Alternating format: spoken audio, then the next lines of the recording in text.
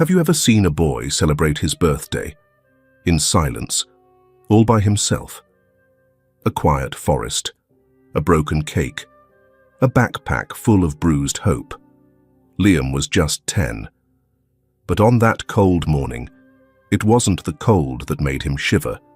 It was the sound of the door slamming shut behind him, and the echo of a voice that said, "You're not welcome here anymore."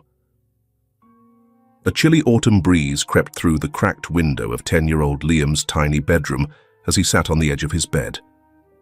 The morning light was grey and dim. Today was his birthday, but there would be no celebration, no kind wishes.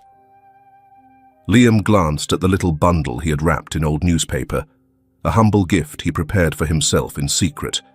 It was just a worn storybook he had found in the attic, tied with a faded ribbon.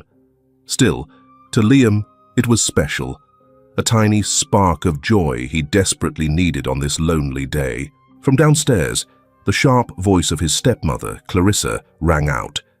Just the sound made him flinch. Clarissa had entered his life a few years ago, after Liam's father passed away. On the outside, she was always immaculately put together, but Liam knew the cold cruelty beneath her polished exterior. When his father was alive, she pretended to be kind. After his death, that pretense vanished. In its place were strict rules, harsh punishments, and a chilling indifference to his pain. Liam carefully hid the wrapped storybook under his thin pillow. Clarissa wouldn't approve of him keeping any personal treasures, especially ones that made him happy. His heart pounded as he remembered last year's birthday. He had dared to quietly mention it, hoping for at least a kind word. Instead, her eyes flashed with annoyance, and she snapped, "What do you have to celebrate? You're just another year more burdensome." The memory still stung. Downstairs, a door slammed. Liam quickly smoothed the threadbare quilt on his bed and hurried to do his morning chores. If he stayed invisible, sometimes he could avoid Clarissa's wrath. In the kitchen, he found her with a cup of coffee, nails tapping on the countertop. She didn't look at him as he entered. "Did you mop the hallway yet?" she asked curtly, by way of greeting. "Not yet, Ma'am." "I'll do it right away," Liam replied softly. He grabbed the mop and bucket from the pantry and hurried off to his tasks. His thin arms ached as he scrubbed the floors diligently, but he didn't dare stop until everything gleamed. When he finally finished and emptied the dirty water, nearly 2 hours had passed.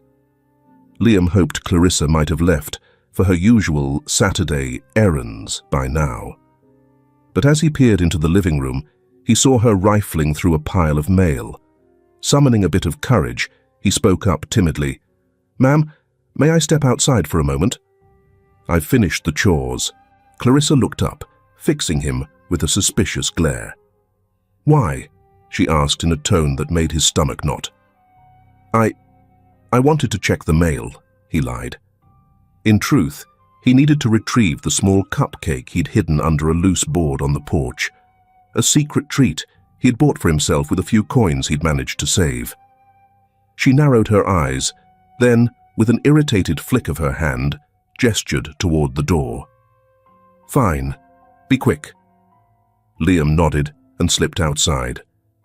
The autumn air was crisp and filled with the scent of damp leaves. Kneeling by the porch steps, he pried up the loose board. His heart fluttered with relief when he saw the cupcake still tucked safely in the cloth he had wrapped around it. It wasn't much, just a little chocolate cupcake with a smear of frosting, but it was more than he'd had in a long time. Dad would have gotten me a cake, he thought wistfully, an ache forming in his chest as he remembered his father's warm smile. He hid the cupcake in his coat pocket and replaced the board.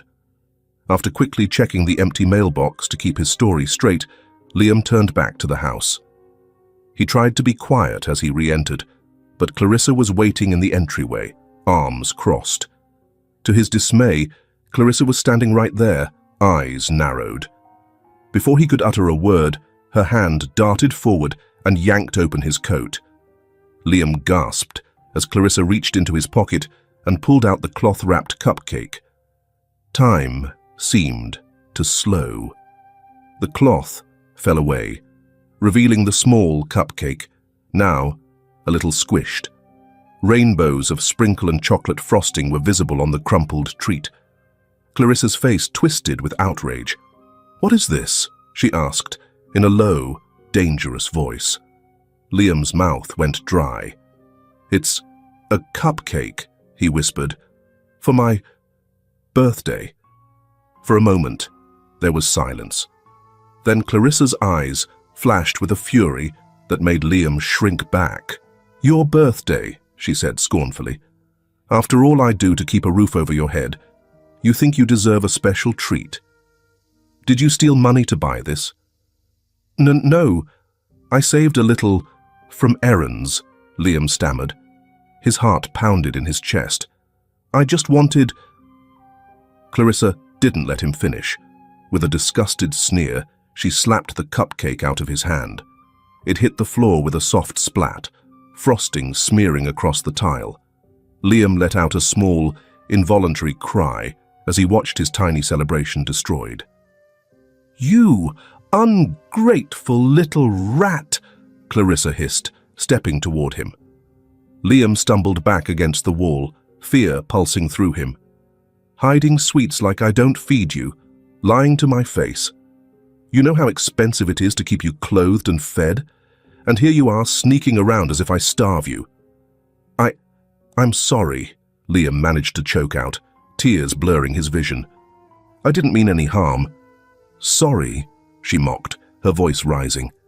"I've had it with your lies and your pitiful little acts. If you want to sneak around and act like a beggar, do it somewhere else. Get out." Liam's eyes widened, not fully understanding. What?" he gasped. "You don't mean—" Clarissa's face was set in cruel resolve. "I mean, get out of my house," she snarled. She grabbed his thin shoulder in an iron grip, propelling him toward the front door. Panicked, Liam tried to twist free. "Please," he cried. "I'll be good. I promise. Don't do this." Clarissa yanked the door open with her free hand. Outside, the sky had turned an iron grey, and a fine misty rain was starting to fall. "Out!" she snapped, pushing him over the threshold. Liam stumbled onto the porch, nearly losing his balance. The cold rain splattered his hair and thin sweater. He turned back, eyes huge with fear and pleading. "Please, Clarissa," he begged, shivering as the damp cold bit through his clothes. "I have nowhere to go." "It's raining." Clarissa disappeared inside for a moment, then reappeared with his worn canvas school bag, already stuffed with a few of his meager belongings. She must have prepared it while he was outside. With a final look of disgust, she hurled the bag at him. It landed at his feet, the contents clanking dully. "Take your things and go," she said, in a voice as cold as the wind. "Don't even think about coming back. If I see you on my property again, I'll call the police and tell them you're a trespasser. No one will believe you over me. You're nothing, Liam, nothing." Her words, so flat and hateful, struck him harder than any slap. Sobbing now, Liam clutched the canvas bag to his chest. Through the open door, he saw Clarissa's pale face, twisted with grim satisfaction. Lightning flickered in the distance, and Liam flinched at the low rumble of thunder. Clarissa stepped back and, without another word, slammed the door. The sound echoed, leaving him standing on the porch, shaking in the chill rain. For a long moment, Liam stood there, rainwater mixing with the tears on his cheeks. He kept hoping the door might open again, that she might relent. But the house remained dark and silent, the door firmly shut. He knew then that this was truly happening. He had no home here anymore. Hugging the bag, Liam wiped his eyes with a soaked sleeve. He had to find shelter for the night. Sniffling, he descended the steps of the porch. The wind gusted, whipping wet leaves around his feet as he made his way down the path. In the gathering dusk, he turned toward the only place he could think of. The small forest beyond the house where, long ago, his father used to take him on nature walks. There might be an old gazebo or dry spot under thick trees where he could stay until morning. It was a desperate hope, but all he had. As he stepped into the shadowy woods, the branches above swayed and whispered in the wind. Each step was uncertain on the muddy ground, but Liam pressed on. With every step away from the house, his heart ached with loss and fear, but somewhere deep inside, a tiny part of him felt a flicker of relief too.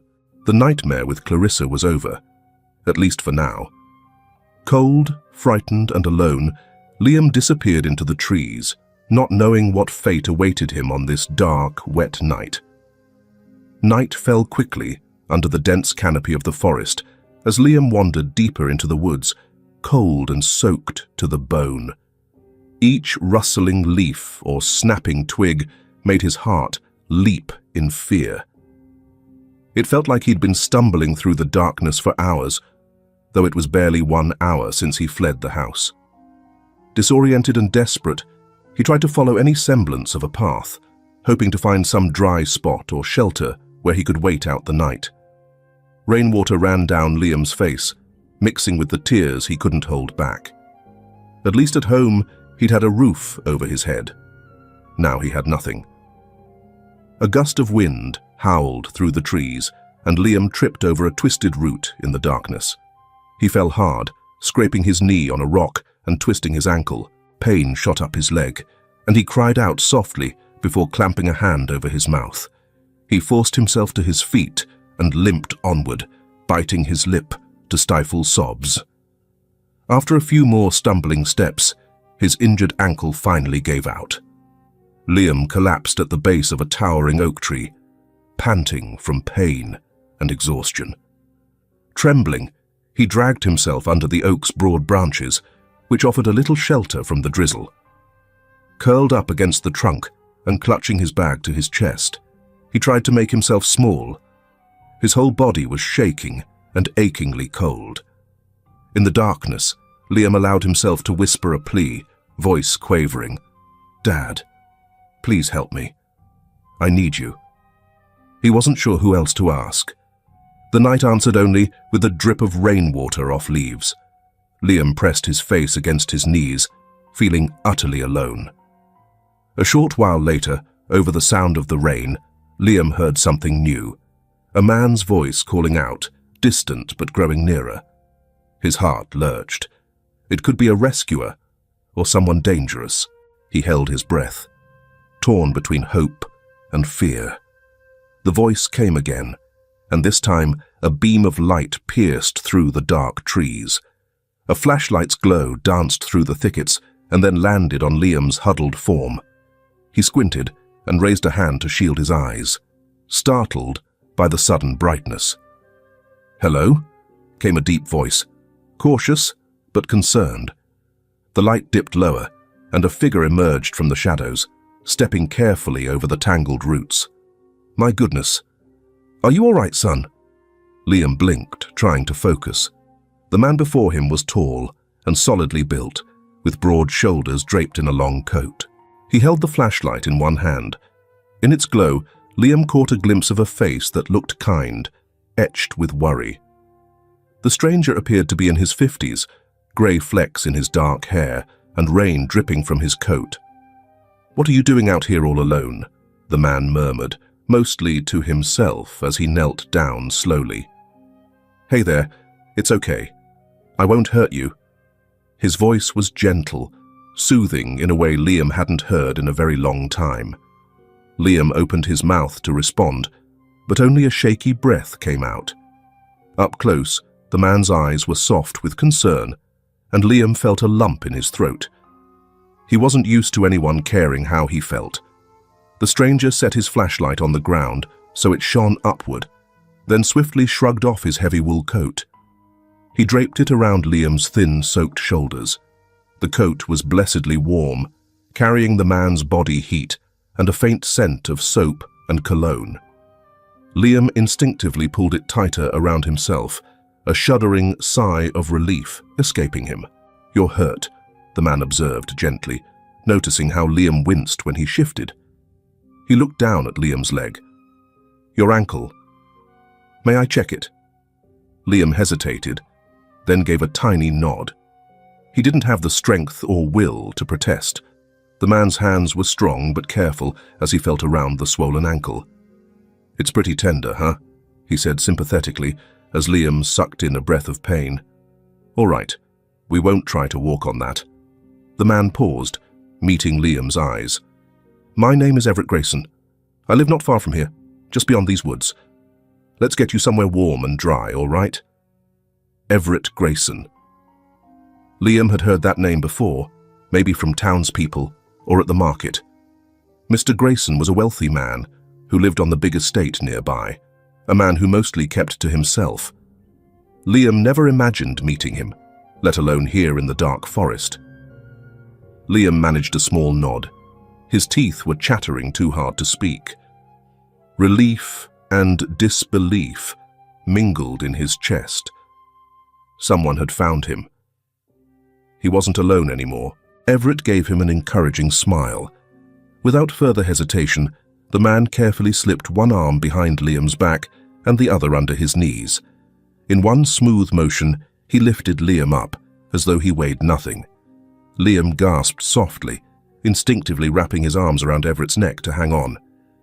He couldn't remember the last time anyone had held him. The feeling of strong, protective arms cradling him made fresh tears spring to his eyes.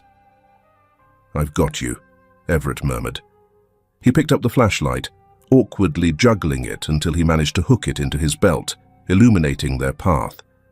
Noticing the boy's canvas bag on the ground, Everett bent enough to snag the strap with 2 fingers. "Got your bag too," he assured. Held against Everett's chest, Liam felt the warmth of the man's body seep into him. He let his head rest on Everett's shoulder, too tired to keep it up any longer. The steady thump of Everett's heartbeat was the most comforting sound he could imagine right now. As Everett began walking through the woods, carrying Liam with careful steps, he spoke softly. "You're safe now. I promise. We'll be home soon." His voice reverberated in Liam's ear, calm and certain. Liam wanted to respond, to say thank you, but the adrenaline of fear was fading and exhaustion was crashing over him. His eyes drifted shut despite his efforts to stay awake. In a small, broken whisper, he managed, "Thank you." Everett's arms tightened around the boy protectively. "You're welcome," he said quietly. Everett gently adjusted his hold on Liam, protective instincts welling up in him. The boy looked so small and fragile. Even in sleep, his brow was pinched with worry. Gritting his teeth, Everett quickened his pace through the rain. The lights of his manor glimmered ahead through the trees, like a beacon. He was determined to get this child out of the storm and into the warmth and safety of a home once more. Only a few minutes later, Everett stepped out of the woods carrying Liam and climbed a gentle slope toward the back of his estate. The rain had slackened to a drizzle. As he crossed the lawn and neared the house, an older woman with a lantern hurried out onto the porch. Martha, his housekeeper, drawn by the sound of his approach. Martha gasped at the sight of Everett with a soaked, unconscious child in his arms. But Everett shot her a reassuring look. "He's all right, just exhausted and hurt his ankle," Everett said quietly. Martha swung into action at once, holding the door open as Everett carried Liam inside. The warmth of the manor's interior embraced them. Everett headed straight for a downstairs guest bedroom, Martha rushing ahead to pull back the covers on the neat, plush bed. Everett laid the boy down gently. Liam stirred, a faint whimper escaping his lips, until Everett placed a comforting hand on his shoulder. "Shh, you're all right," Everett whispered. Martha disappeared for a moment to fetch towels and the first aid kit. Everett carefully removed the mud-caked sneakers from Liam's feet and peeled off the soaking wet sweater. Liam's teeth chattered even in sleep, and Everett's heart clenched at how thin the child was. Faint bruises, in various stages of healing, marred Liam's arms. Everett's jaw tightened at the sight. By the time Martha returned with supplies, Everett had pulled the thick quilt over Liam. Together, they dried the boy's hair and gently tended to the shallow scrapes on his knee and the swelling on his ankle. Liam barely roused, only mumbling softly when Martha dabbed ointment on a cut, then settling again with a sigh. "The poor dear," Martha whispered, brushing the damp hair from Liam's forehead. She looked at Everett, her eyes full of questions. Who is he? And what on earth happened to him? Everett shook his head softly. His name's Liam. He didn't say much, but enough. His expression was grim in the low lamplight. His stepmother threw him out tonight. I found him half frozen in the woods. Martha pressed a hand to her mouth. She had worked for Everett long enough to know about Liam's family, the gossip around town about Thomas Harper's second wife. But hearing this news still sent a jolt of outrage through her. How could anyone do such a thing to a child, especially their own kin? She murmured, voice trembling with anger and sorrow. Everett didn't answer, but the hardened look on his face spoke volumes. He pulled the quilt up higher around Liam's shoulders, then gently checked the boy's forehead with the back of his hand. It felt cool enough now. No fever. "He'll sleep through the night, I expect," Everett said softly. He glanced at Martha. "I've already called Dr. Whitman to have a look at him in the morning and to document any injuries." Martha nodded approvingly.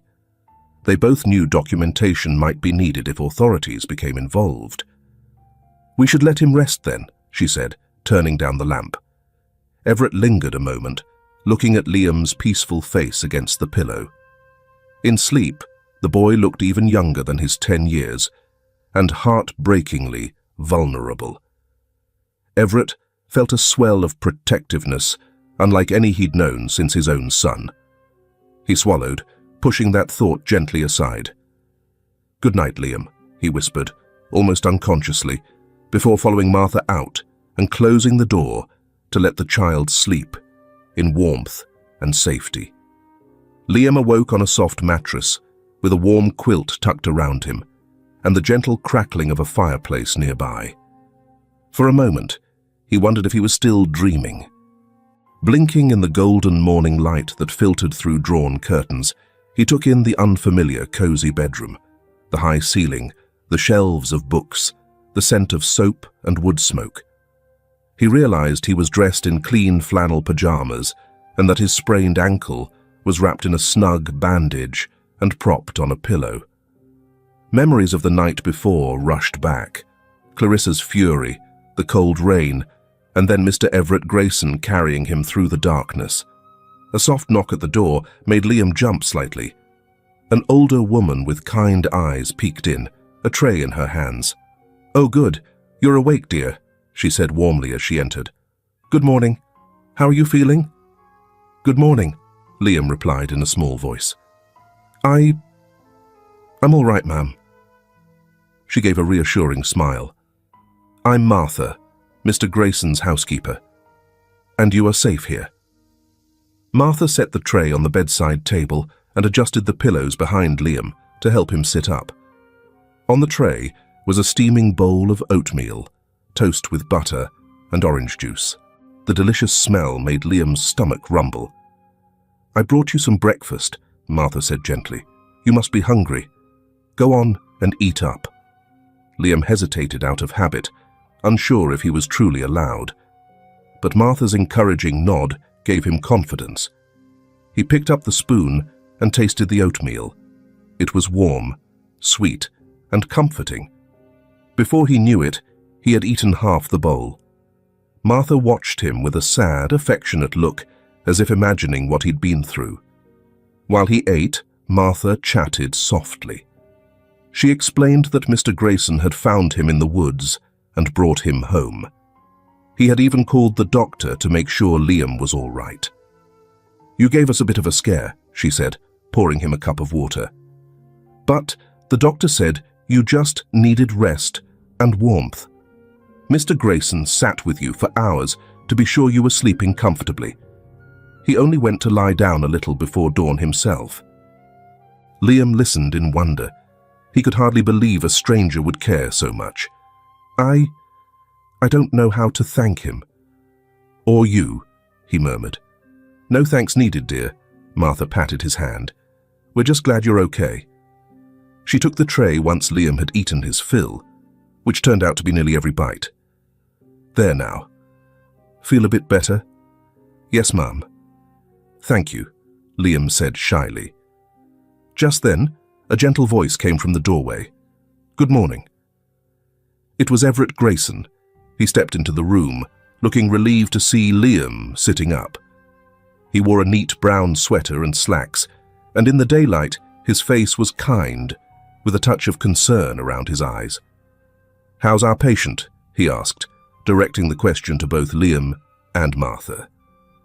"Much better after a hearty breakfast," Martha said with a grin.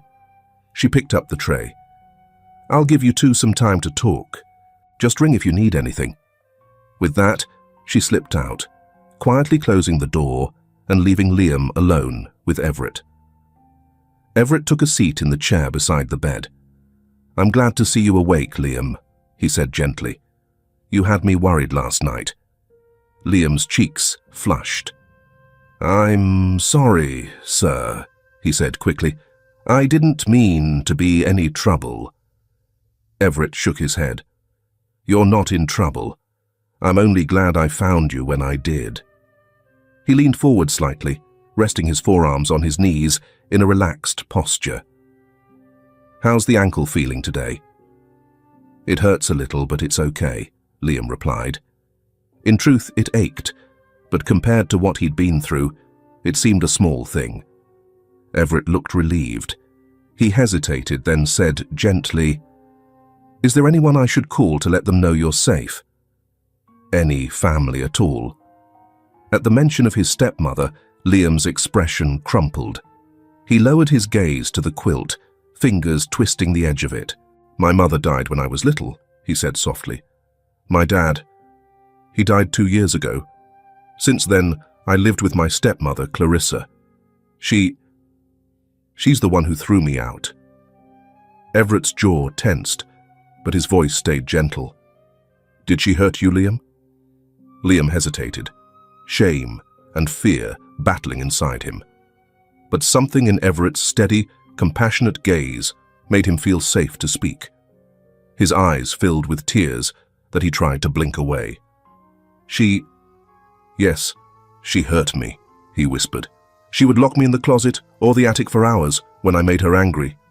Sometimes she hit me, and last night, she finally told me to get out and never come back." Everett closed his eyes for a brief moment, pained by the boy's words. He took a breath, then reached out and gently placed his hand over Liam's small, trembling hand. "Liam, what she did to you is terribly wrong. None of that was your fault. You understand me?" A tear rolled down Liam's cheek. I tried to be good," he whimpered softly, "but she always got angry." "You listened to me," Everett said, his voice warm but firm. "You are not to blame. You didn't deserve any of it." Liam managed to nod, wiping his face with his sleeve. It felt strangely relieving to hear those words, though part of him still struggled to believe them. Everett squeezed Liam's hand, then let go so as not to overwhelm him. "Thank you for telling me," he said. "You're a brave young man." He straightened up. "Now, I promise you this. I am not going to send you back to that woman. Okay? You will stay here with me, for as long as you need to feel safe." Liam looked up, eyes wide. "Really?" he breathed. "Really?" Everett assured him. "We'll figure out what to do next, together. But you won't have to see your stepmother if you don't want to. You're not alone in this anymore." A shaky smile of relief appeared on Liam's face. The weight of fear that had been crushing him began to lift. "Thank you, Mr. Grayson," he said, his voice sincere and raw with gratitude. Everett felt a tightness in his own throat at the look on Liam's face. He cleared his throat softly. "You're welcome." Everett patted Liam's shoulder gently. "For now, you should rest." "Doctor's orders," he said kindly. "Martha and I are right downstairs if you need anything at all. Just holler and one of us will come. You're safe here." Liam nodded. A yawn escaped him. He was still so very tired. "I will, sir," he added softly. I don't know how to thank you." "You don't have to," Everett replied. "Just focus on getting better. There's a whole stack of books on that shelf if you get bored later. We'll talk more soon." With that, Everett stood up. He gave Liam one last reassuring smile before he headed to the door. "I'll check on you in a little while. Get some sleep." When he left, closing the door part way, Liam sank back against the pillows. His body felt warm and heavy with contentment. A full stomach, a soft bed, and most of all, the immense relief of safety. As he closed his eyes to rest a bit more, Liam silently gave thanks to Everett, to kind Martha, and maybe, just maybe, to his father watching over him. He dared to hope that this safe haven might not just be a dream after all. That evening, Liam carefully made his way downstairs on a pair of crutches Martha had found for him. He joined Everett for dinner in a cozy dining room where a fire crackled warmly in the hearth. Martha served them hearty beef stew and fresh bread before slipping off to give them privacy. For a while, they ate in a comfortable silence. Liam savored every bite. Eventually, Everett struck up gentle conversation. He reassured Liam that he would contact the school to explain Liam was safe and staying with him, which eased the boy's worries about falling behind. Liam shyly asked if Everett grew up in town. "Not exactly," Everett said, setting down his spoon. "This house belonged to my late wife's family. We moved here after our son was born." He nodded toward a portrait above the mantel of a laughing young woman holding a little boy. "That's my wife, Margaret, and our son, Peter. They passed away in a car accident 6 years ago." Liam felt a pang of empathy. "I'm so sorry," he murmured. He knew the pain of losing parents, but he couldn't imagine losing a child as well. Everett managed a small smile at Liam. "Thank you. It was a very hard time." He gave a small nod at Liam's sympathy. "I shut myself away after losing them," he admitted quietly. The crackling fire filled the pause. Then Everett mustered a gentle smile. "I want you to know, I understand what it is to feel alone," Everett said. "It's terrible to lose family." He managed another smile and added quietly, "Having you here is bringing some life back into this house." Liam's eyes stung with grateful tears. "I'm glad I'm here too, sir. I feel safe."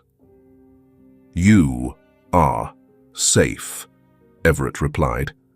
"For as long as you need, you're welcome here." Martha brought a pot of tea and even a plate of homemade cookies for dessert. She fussed happily to see Everett enjoying a hearty meal and made Liam blush with compliments about his good manners.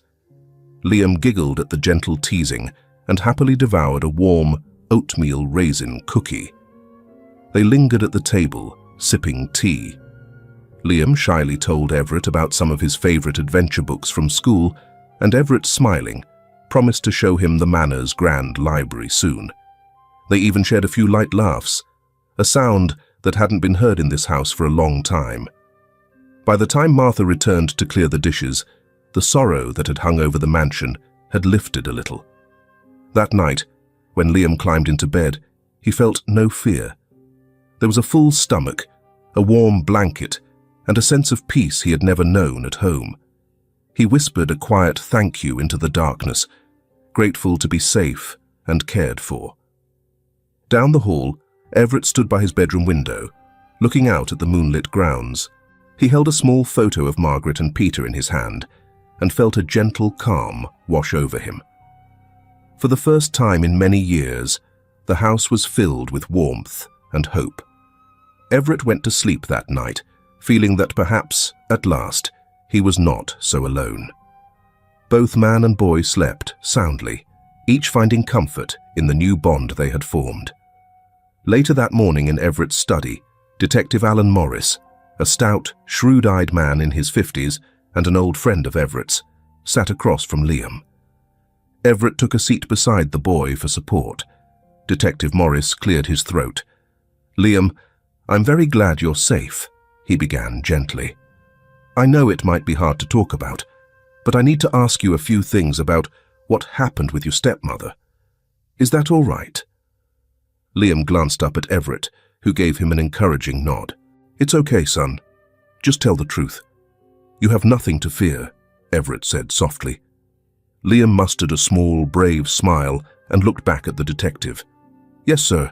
I'll try."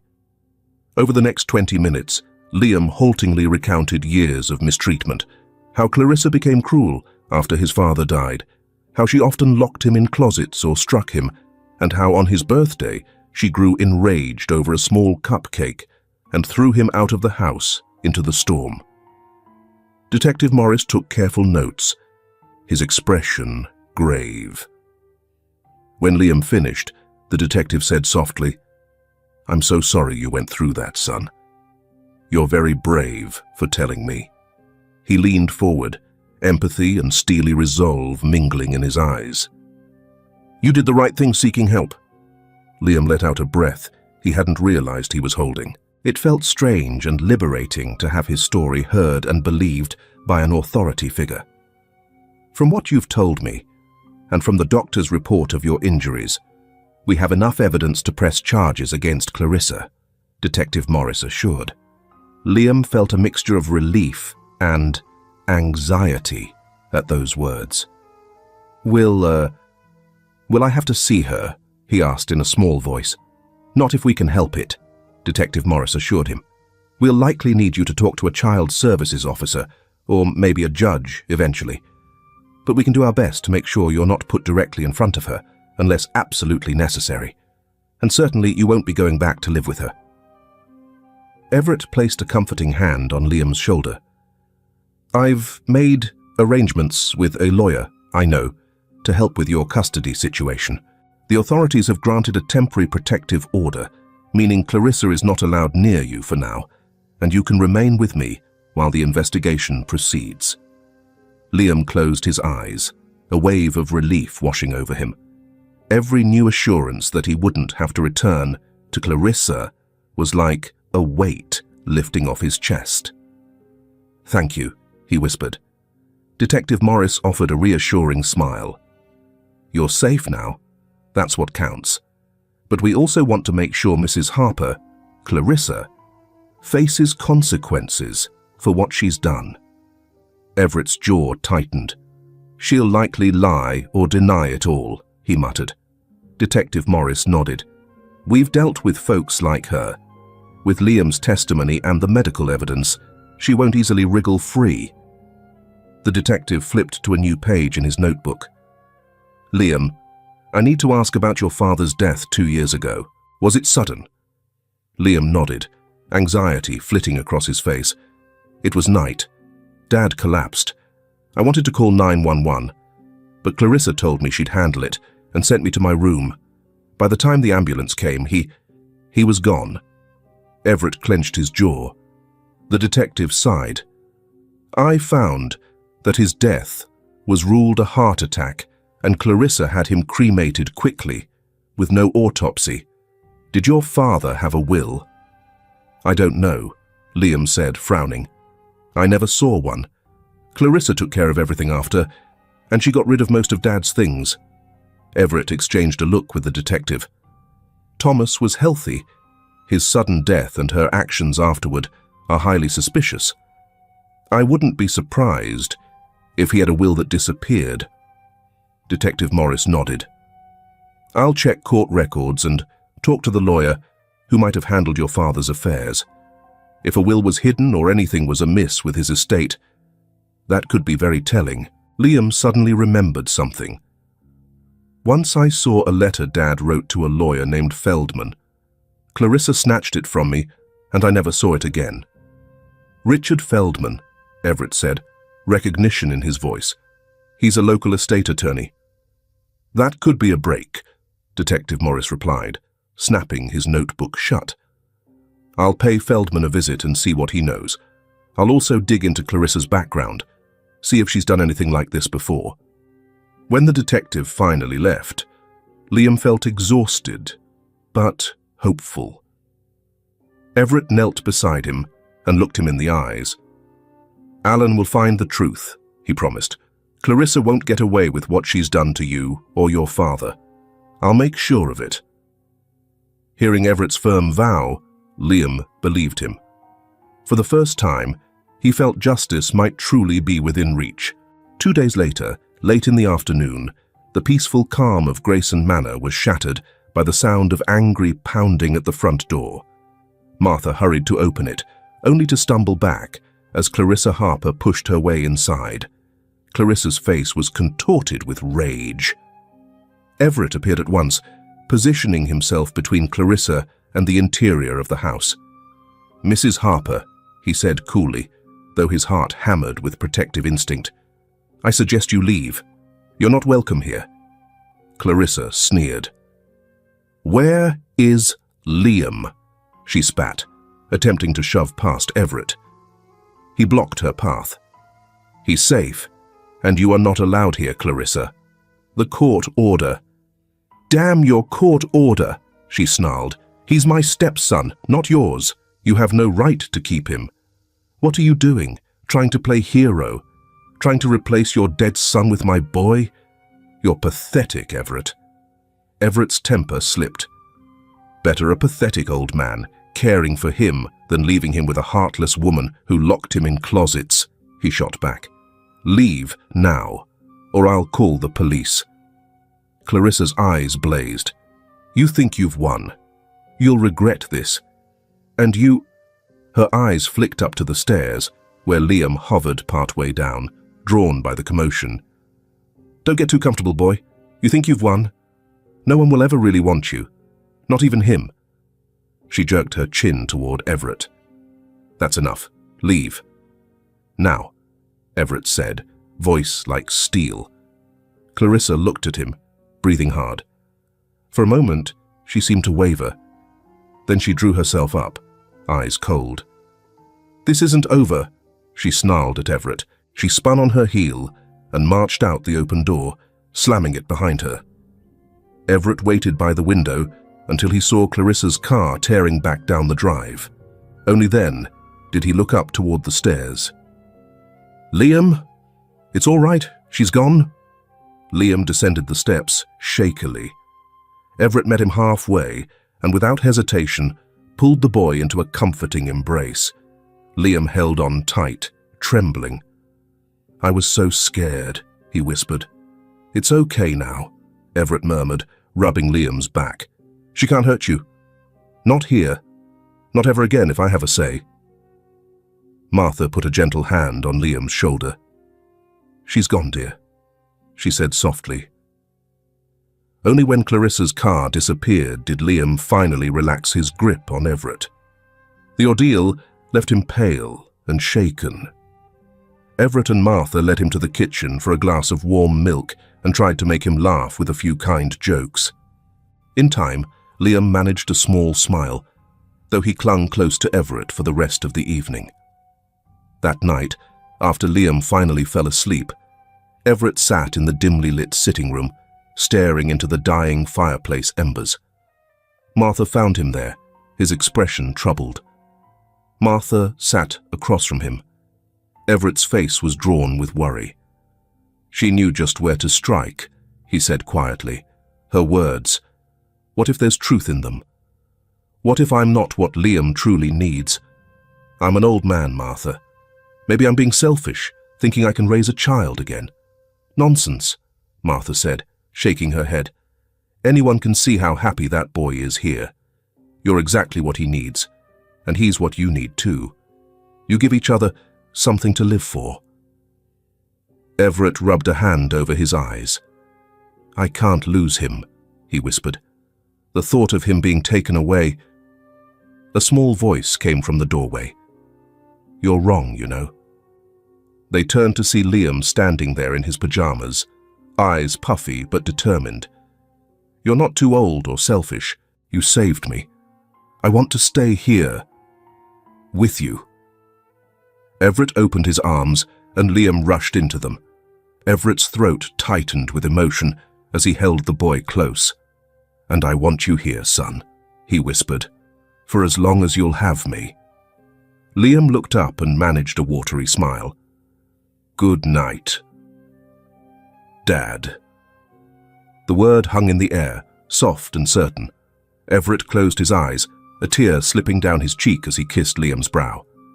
"Good night, son." Martha quietly ushered Liam back to bed, and Everett's heart felt lighter than it had in years. Clarissa's threats meant nothing now. He and Liam had found each other, and whatever challenges lay ahead, they would face them together as a family. 3 days after Clarissa's explosive visit, Detective Morris returned to Grayson Manor, this time bearing a thick folder under his arm. Everett and Liam sat together on the living room sofa as the detective laid out what he'd discovered. Martha hovered in the doorway, anxious and hopeful. "I have some news," Detective Morris began, adjusting his glasses. "Quite a lot of it, actually. First, I spoke with Richard Feldman, the lawyer your father had consulted, Liam. Mr. Feldman indeed handled your father's will. It seems Thomas Harper left virtually everything to you: the life insurance, the house, savings, with Clarissa named only as a trustee until you came of age. She never submitted that will. Instead, she sold the house and took the insurance money. In short, she stole your inheritance." Liam's stomach turned. Everett's jaw tightened in anger. That alone was shocking, but the detective had more. He opened the folder and took out another report. "It gets worse. Clarissa apparently has done this before. I discovered she had an earlier marriage, under her maiden name, to an older, wealthy man. He died in an odd accident barely a year later, and she inherited a lot of money. It looks very much like a pattern. She targets men for their money." Liam's blood ran cold. It dawned on him that she might have had a hand in his father's death too, though proving it would be difficult now. Still, Detective Morris said grimly, "We may never have proof about your father, but her motives are clear as day." Everett asked the crucial question, where was Clarissa now? Detective Morris grimaced. "When we went to arrest her, she was already gone. Neighbors saw her packing her car late last night. She's fled." Liam felt both relief and fear. Relief that her crimes were exposed, fear that she was out there, desperate. Detective Morris warned them to stay vigilant. Desperate people do desperate things. "I'll have the police keep an eye on this place until we catch her." After the detective left, Liam released a breath he didn't realize he'd been holding. The truth was out, and Clarissa was on the run from the law. "She might have taken what my dad left," Liam said quietly. "But she didn't take me. I got away." Everett put an arm around the boy's shoulders. "And you're safe with us now. We won't let her hurt you ever again." Liam leaned into Everett's side, nodding. Clarissa's web of lies was unraveling at last. Justice was closing in, and he knew that whatever happened next, he wouldn't face it alone.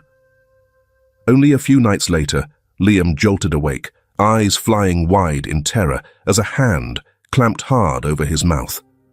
Clarissa's face was inches from his. Before he could scream, she pressed a knife to his throat. "Shh," she hissed. Trembling, Liam nodded, tears already welling. He could hardly believe this was real, the nightmare of Clarissa here in his safe haven. "Get up," Clarissa whispered fiercely. "We're going for a little ride." She yanked him out of bed. Liam stumbled, his mind racing. Clarissa's grip on his arm was vise-like. He could smell the stale scent of alcohol and sweat on her as she pushed him toward the door. As they stepped into the hallway, Liam's eyes darted desperately, looking for help. Down the hall, he saw Everett stirring. Everett had awoken, perhaps sensing something amiss. The older man rose from a chair in the hallway, blinking in confusion at the scene. Clarissa dragging Liam, a knife in her hand reflecting the faint light. "Clarissa!" Everett's voice was a sharp whisper of alarm. Clarissa pulled Liam back against her, holding the knife near his throat. Liam whimpered, his hands clutched at her arm. "Stay back, Everett," Clarissa snarled, her voice low and shaking. "One more step and I swear I'll slit his throat." The knife trembled in her grasp, but her eyes were wild enough to make the threat credible. Everett froze, hands raised placatingly. His mind raced. If he lunged, she could hurt Liam. He had to keep her talking, buy time. "You don't want to do this," he said carefully, taking the tone one might with a cornered animal. "Hurting him won't solve anything, Clarissa." "Shut up," she spat. "Solve anything? My life is ruined anyway, thanks to you." Her voice cracked. "If not for you two, I'd be far away with all of Thomas's money," she spat. Everett inched slightly to the side, drawing her attention toward himself and away from Liam. "Thomas's money was never yours, and now the police know everything. There's nowhere to run." "I have nothing left to lose," Clarissa hissed. She began edging toward the stairs, dragging Liam with her as a shield. "Maybe I can't run, but I can make you suffer, both of you." Tears slipped down Liam's cheeks. He managed to choke out, "Please, please don't hurt us." Clarissa sneered, tightening her grip on him. Poor little Liam. Always the victim. "Clarissa, stop," Everett said sharply, seeing the effect her words had on the boy. They had reached the top of the staircase. One misstep, and they could tumble down. Everett's heart pounded. He couldn't let her drag Liam away. Summoning all the calm he could, he continued, "You can't undo the past. Don't make it worse. Let the boy go, and I'll talk to the police. Tell them you came to turn yourself in." Clarissa barked a humorless laugh. "Do you think I'm stupid? There's no talking out of what's coming for me." She pressed the knife closer. Liam squeaked as the cold steel grazed his skin. Everett was out of time. Suddenly, red-blue police lights flashed outside as a patrol car arrived, drawn by a silent alarm Everett had triggered, or sheer luck. Clarissa glanced toward the window, and Liam seized the chance. He stomped hard on her foot and wrenched free of her grasp. Clarissa lunged after him with a crazed cry, knife raised. Everett sprang forward, shielding Liam. The blade slashed across Everett's forearm as he grappled with her. He grunted in pain, but managed to knock the knife from her hand and wrestle her to the floor. Within seconds, the police burst through the front door. "Police! Drop it!" they shouted. Clarissa, seeing the officers' guns aimed at her, went still. Everett pinned her down until the officers rushed up the stairs. In no time, Clarissa was yanked to her feet and handcuffed. Screaming in rage and despair, she was dragged downstairs. She threw one last venomous glare back at Liam and Everett. "This isn't over," she shrieked as the officers hauled her away into the night. It was, in fact, over. On the landing above, Everett knelt and gathered Liam into his arms, heedless of his own bleeding wound. "It's over," he murmured, voice shaking with relief. Liam clung to him tightly. Clarissa was gone. The nightmare was truly over. Martha hurried to their side, sobbing softly in relief at finding them alive. The medics arrived moments later to bandage Everett's arm and check Liam. But father and son refused to let go of each other. "You were so brave," Everett whispered to the boy. Liam pressed his face into Everett's shoulder. "I wasn't afraid, because you were here."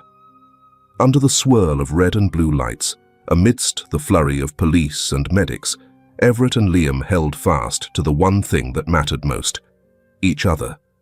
They were safe. They were family. And at long last, the darkness had given way to dawn. Summer sunlight filtered through the tall windows of the county courthouse as Liam took a seat at the witness stand. It had been 3 months since that terrifying night, and now the day of reckoning had arrived. Clarissa Harper sat at the defense table in an orange prison jumpsuit, her once haughty face drawn and pale. She avoided Liam's eyes. Everett watched from the front row of the gallery, Martha beside him. He gave Liam an encouraging nod. Taking a deep breath, Liam began to answer the prosecutor's questions. In a clear, steady voice, he recounted the years of abuse, the night he was thrown out, and the final incident when Clarissa broke into their home with a knife. His hands trembled slightly as he spoke, but he did not falter. Clarissa's attorney offered only weak objections. The evidence against her was overwhelming. The fraudulent will, neighbors' testimony, the injuries to Liam and Everett, and even Clarissa's own unhinged actions caught on the officers' body cameras. When Liam finished his testimony, the courtroom was silent, except for muffled sniffles. A juror wiped her eyes. The judge nodded solemnly and allowed Liam to step down. As he walked back to his seat, Liam felt a wave of relief. He had spoken the truth openly, and nothing bad had happened. In fact, he felt stronger for it. Everett squeezed his shoulder proudly as he passed.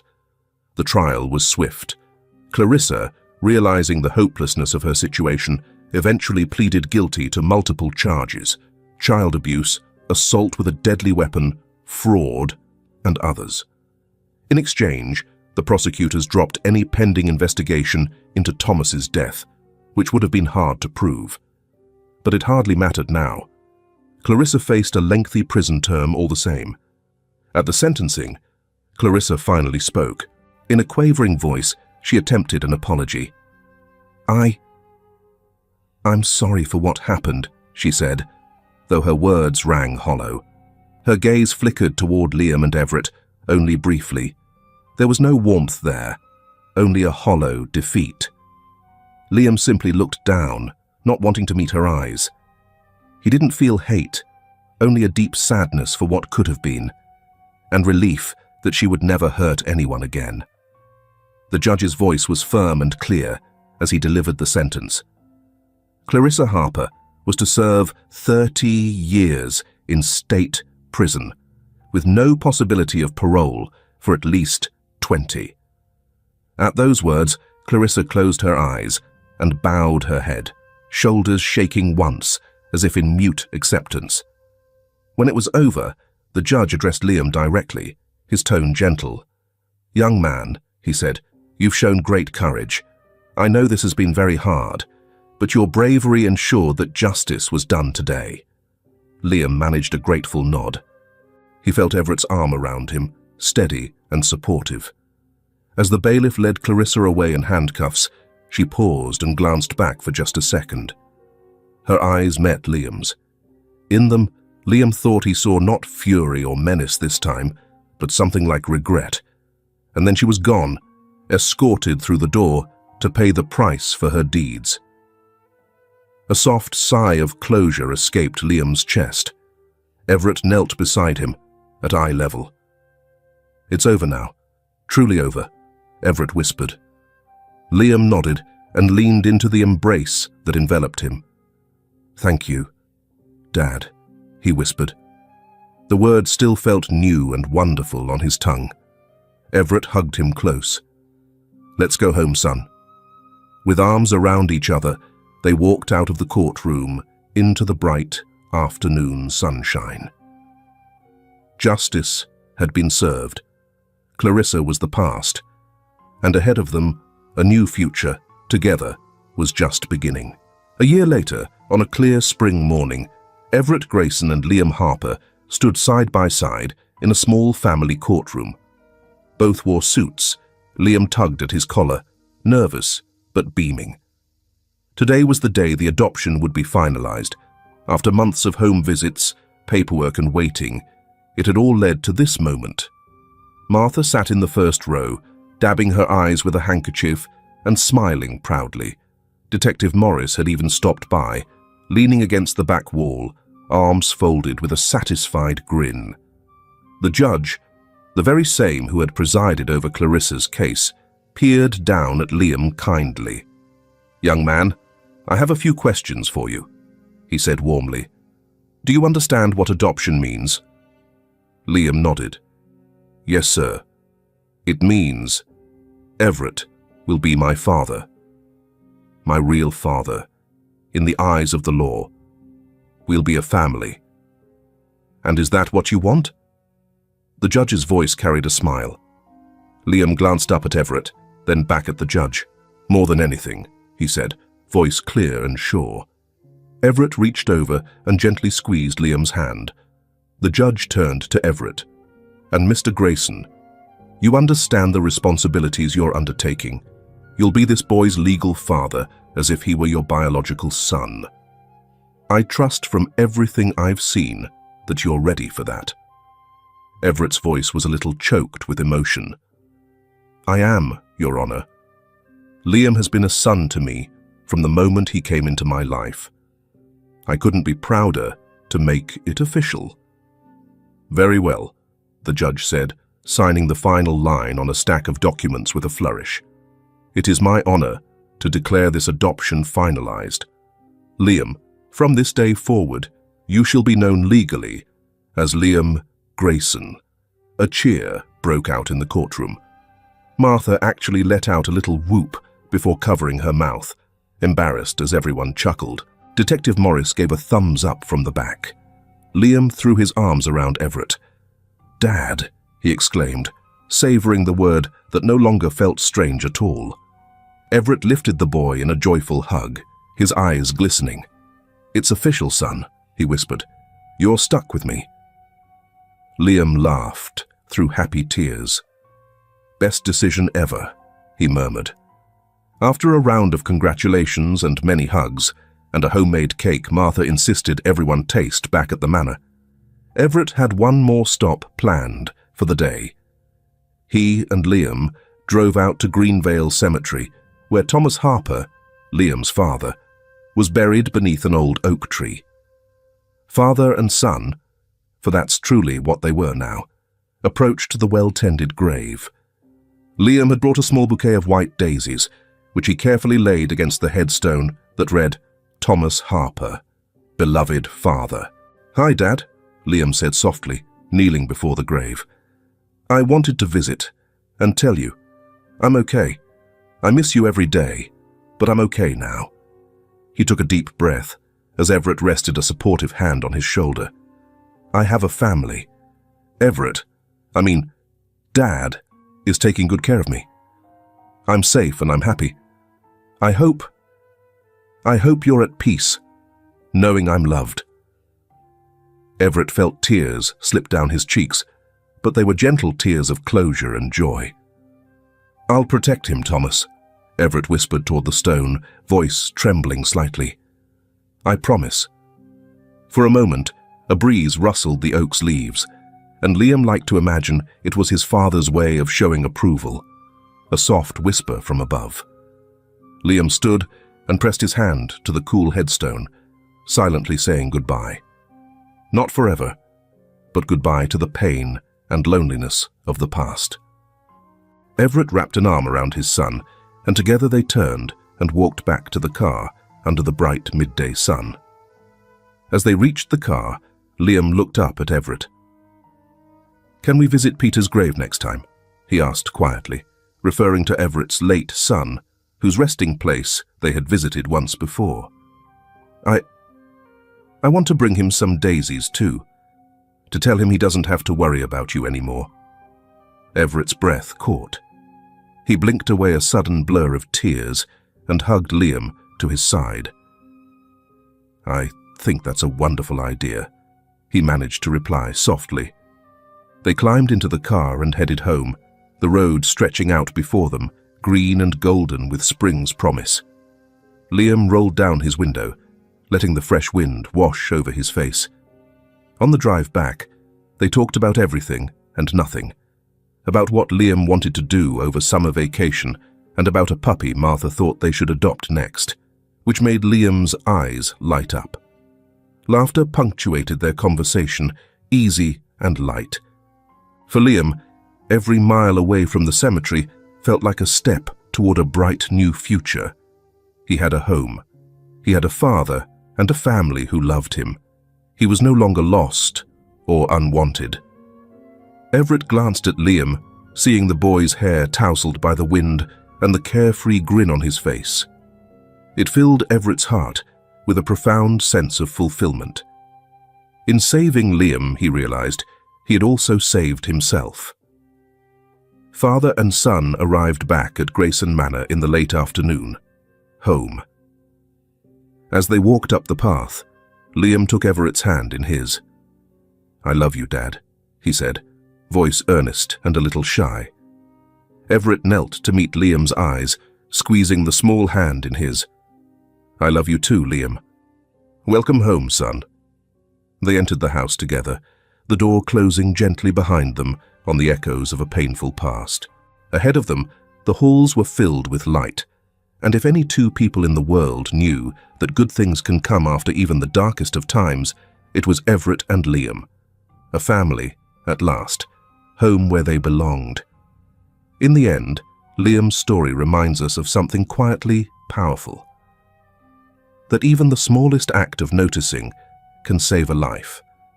How many children do we pass by, bruised, silent, invisible, simply because they didn't scream loud enough?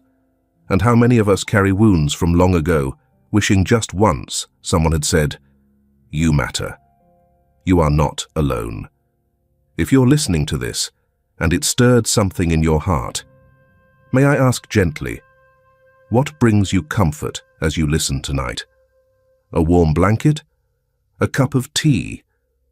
You're not alone either. This space is for you, your memories, your stories, your voice. Let's keep believing in the quiet ones. They have the deepest songs,